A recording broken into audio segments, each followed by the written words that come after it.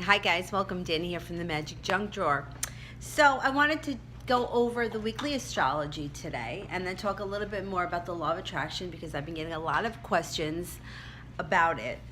So first, the week in astrology. Well, one of the big things that we have happening this week is on the 21st, it's the winter solstice. And that happens in the northern hemisphere at 5:23 p.m. So the best thing, in my opinion, about the winter solstice is the days start getting longer. I'm one of these people that's really affected by the light and by the short days and cold weather and a lot of darkness. So I'm a totally different person in the summertime. And we were talking at yoga.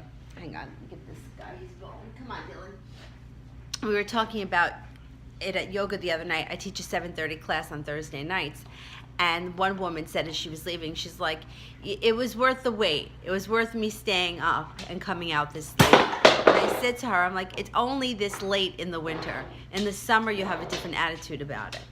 And then she said, she's like, well, I thought that it was because I was getting old. I'm like, no, it's not. It's because it's dark out. It's dark out. It's cold out. It's dark, and you're a different person in the summer. In the summertime, leaving the house at 7:30 at night is not late. It's light out, you know? So anyway, so we can expect the days to start to get longer, which is a great thing in my opinion. So thank goodness for that. Monday, Mars and Pluto will be in harmony with one another, which will make things great for personal relationships.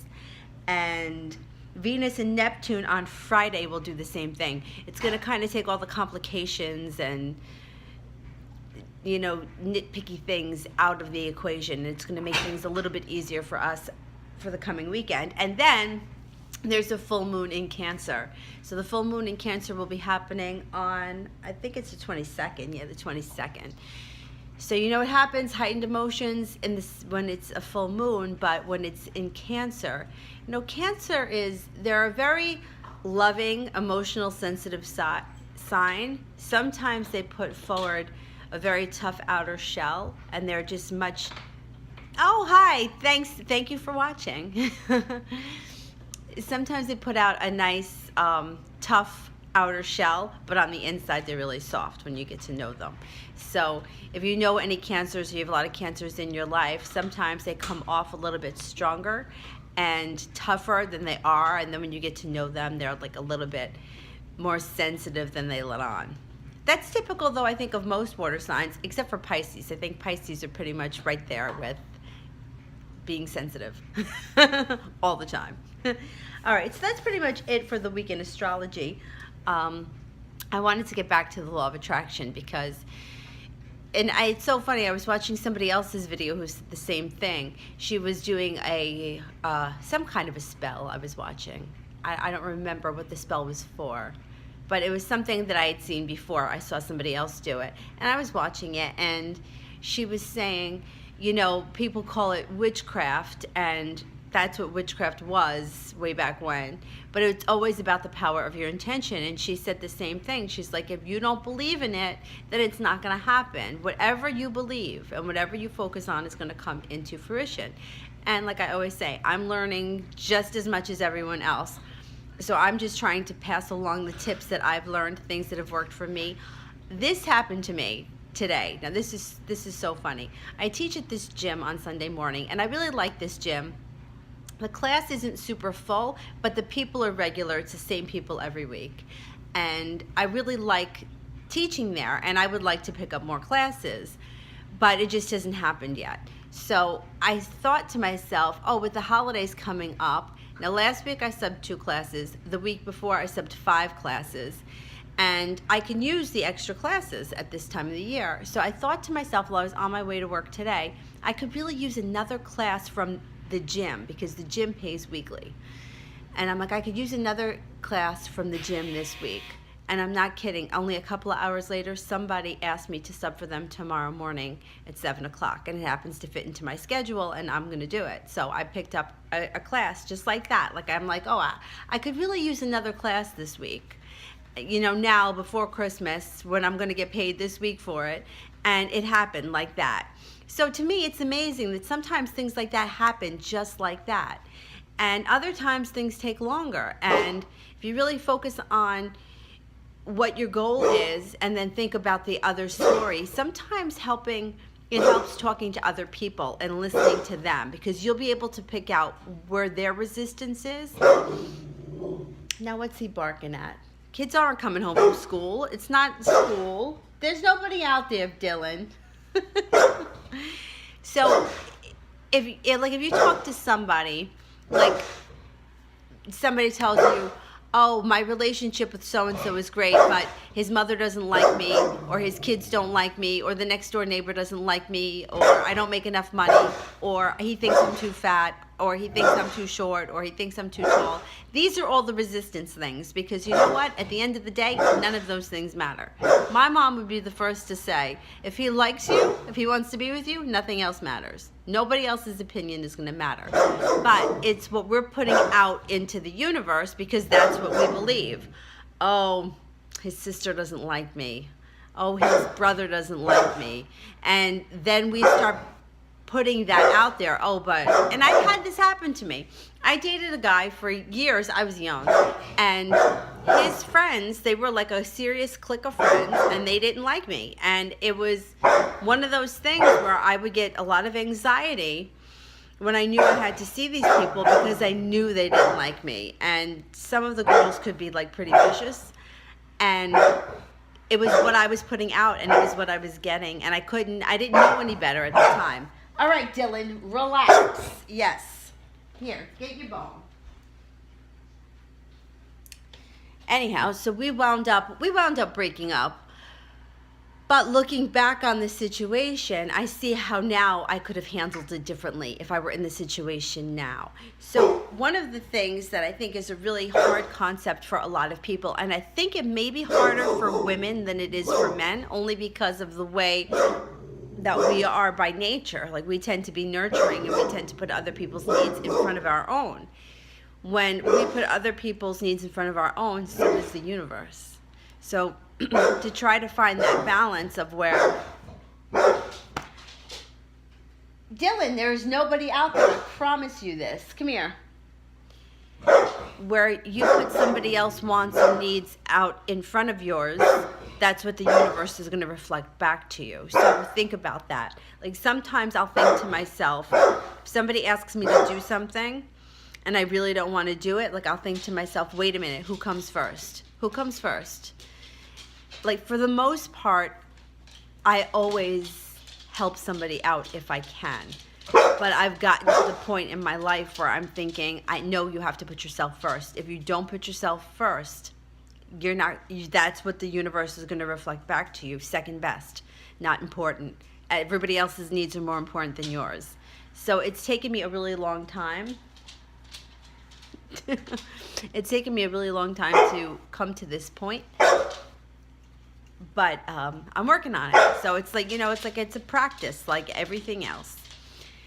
So the self-love thing, that when people would say that to me, I used to get so angry with them, because I would think to myself, of course I love myself. Of course there is self-love in my life. Come over here, quiet down. Yeah. But then I started to really listen to the things that I would say to myself. This is funny. I went on a yoga retreat with a bunch of friends from yoga years ago now. Has to be at least 5, maybe 6 years ago. And back then, I really wanted to be friends with all these people. And I don't know if I was trying too hard. I think I just wanted to, like, fit into the group. And I've always had an issue with feeling like I didn't fit in. So I remember, wait, where was I going? Why now I forgot my train of thought. I went on a yoga retreat. Oh yes, this was it. So the first night I had gotten there early with some of the girls, and I felt like they were all good friends, and I didn't want to be a nuisance. So when the other people started to arrive, I wanted to kind of make myself a little bit scarce, because I didn't want them to feel like they were stuck with me. Now, probably because that's what I was thinking, that's probably what I was putting out, and that's probably exactly what they thought. But I don't know that for sure. But I'm just saying, like, knowing now Knowing then, if I knew this then, I would have had a different attitude. But I didn't want to make myself a burden. Like, I didn't want people to feel like, oh God, she's here again, you know? So I remember that we were having dinner the first night, and when they talk about like self-talk, or, you know, like the voice that goes on inside your head. We were having dinner, and when it was time for dessert, I don't remember what everybody else did, but in my head, I said to myself, the last thing you need to eat is a piece of chocolate cake, you fat pig. That's what I said to myself. That's what my thought was. Now, I don't care how heavy anybody is. I don't care what they look like. I would never, ever, ever speak that way to someone else. But yet I would say it to myself. So this is the kind of thing that when they talk about self-love, this is kind of like what they mean. Like, why would you say that to yourself? You wouldn't talk like that to anybody else. I would never say that to somebody else. In fact, if I were on vacation with somebody and they said that to me about themselves, I would be like, you're on vacation, have a piece of cake, big deal. So you watch what you eat when you get home. But when it was me, it was different. It was like, the last thing you need to eat is a piece of cake, you fat pig. That's what I said to myself in my head. And then, like, thinking back on it, like, that was just one instance. I'm sure I do things like this all the time. But for whatever reason, that was called to my attention. I guess because I was in a place where I was far from home, and I wasn't with any of my really close friends. And I didn't want to make myself a nuisance. I didn't want people to feel like they were stuck with me. And that's terrible, because why would you feel that way about yourself? You know, like, if the situation were on the other foot, I would never want anyone else to feel that way. Like, I would want them to feel included, you know, but like I said, that's what I'm thinking. That's what I'm putting out there. And then that's what's going to get reflected back to me. So, you know, it's very interesting that, you know, you live and you learn. And, you know, like, a lot of times people say, you know, if I only knew then what I know now. But you can only, you know, you just keep growing and you learn, you know, how do you talk to yourself? Like, you put trying on clothes, and what are you saying to yourself when you're looking at yourself in the mirror? Would you say that to your friend? I would never talk to somebody like that. You don't need any more cake, you fat pig. That's terrible. I would never say that to someone, but I'm okay with saying it to myself. So, you know, and then you want to know why the universe reflects back to you exactly how you feel. So it's something to think about. So, and there are a lot of channels on YouTube where they walk you through this kind of self-love meditation, and it sounds like, to me, like it was like such an eye roller when I would hear it. Like, come on, of course. I know nobody can love you if you don't love yourself. But there's a lot of truth in it. If you're not putting yourself first, and you're always willing to take the back seat and let somebody else, you know, be more important, then that's exactly what's going to get reflected back to you. So, and it's like little things. Start to notice the little things. Here's another example. And I was talking about this with students at yoga one day. If I were in a grocery store, and now I worked in a grocery store for 105 years, so you're not going to get a nicer customer than me, because believe me, I've been there.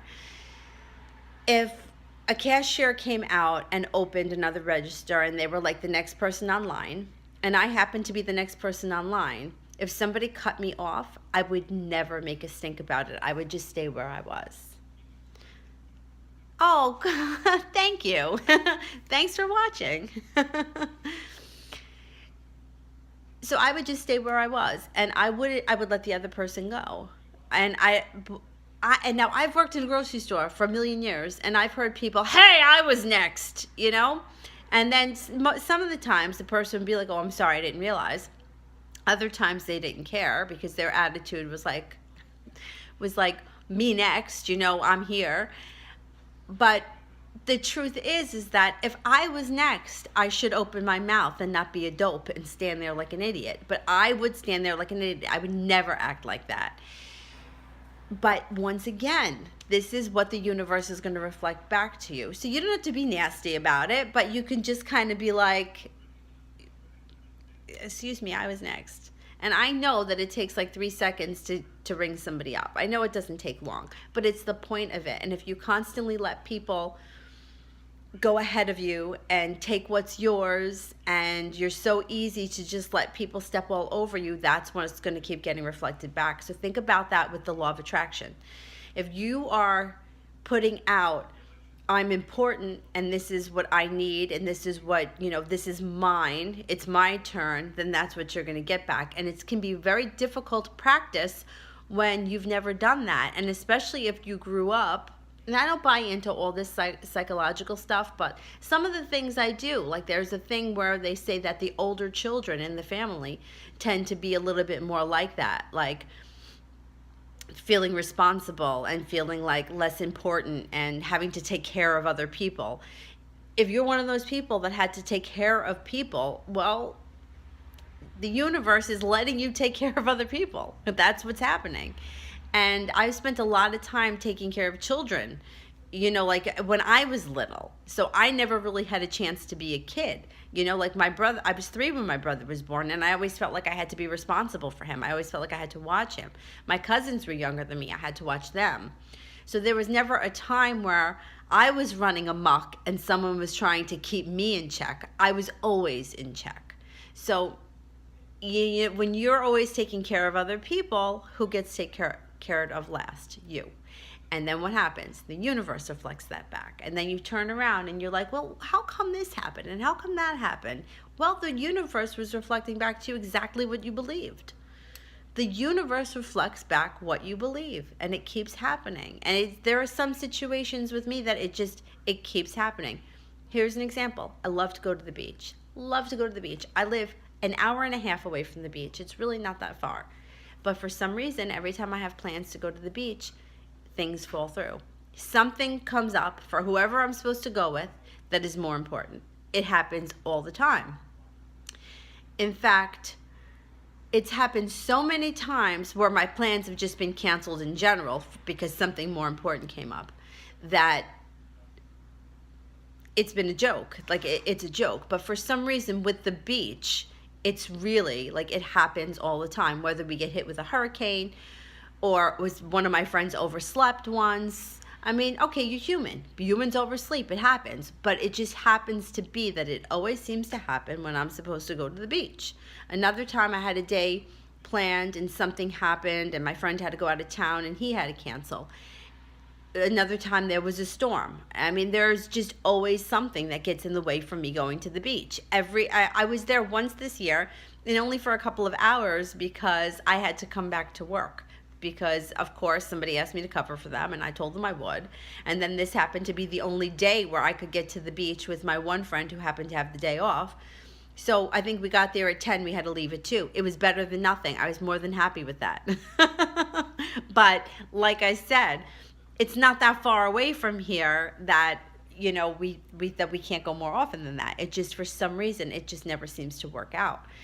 And it can be very frustrating. And then I would get to the point where I'm like, you know what, I'm not taking time off work and making plans with people because it falls through all the time. And if I don't work, I don't get paid. You're a yoga instructor. You don't get sick days. Like, it's just a different type of job. So it's, I don't work, I don't get paid. And then I'm sitting at home and it's 90 degrees out. And, so whatever. Anyhow.